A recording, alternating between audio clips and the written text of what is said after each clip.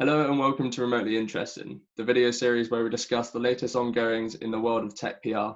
I'm Alex from the London office and I'm joined with Meredith from the Boston office. Meredith, how's it going? Hi, Alex. Good, thanks. How are you? I'm really good, thank you. Can't complain. So on this episode, we're going to discuss brand trust during the coronavirus pandemic.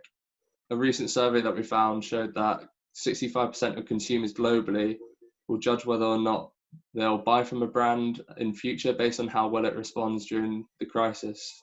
Have you got any thoughts on that, Meredith? Yeah, I mean, how a brand communicates in any crisis is just so important. And when it's unfolding on a global scale like this, information is coming in thick and fast, and unfortunately, so is misinformation. So for brands to maintain their consumers' trust and loyalty in this time, it's that much more important to be a clear and reliable source of information about the impact it's having and also what they're doing about it. But actually, more than that, that same survey that you just mentioned also found that 83% want there to be an element of empathy and support in that communication for that brand trust to continue. And so that's just critical when there's tragedy involved, that not just businesses and economies, but loss of life.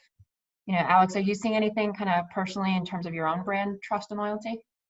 Yeah, definitely. I think I've received countless numbers of communications from different brands. I thought my gym in particular didn't respond well to the crisis when it first appeared. So whether or not I'll go back to that brand, we'll have to see. But a good response I did see was actually in B2B tech.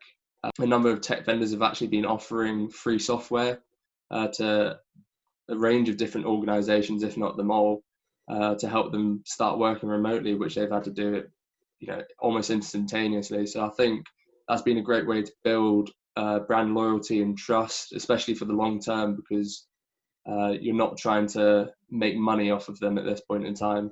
Yeah, exactly. You're trying not to sell, but rather to solve. And Yeah, remote collaboration is one such example. And wherever other kind of B2C or B2B brands in particular can shift their business to help combat this pandemic, that's what people want to see. And we've already seen that with various companies using their resources to help make medical masks or ventilators. And that's just the kind of positive effort that can lift up a brand and actually help improve the general public's sentiment in a time of just uncertainty and fear. So I just hope we can see more of it. absolutely. Thanks so much. Yeah. Take care, Meredith. Till next time.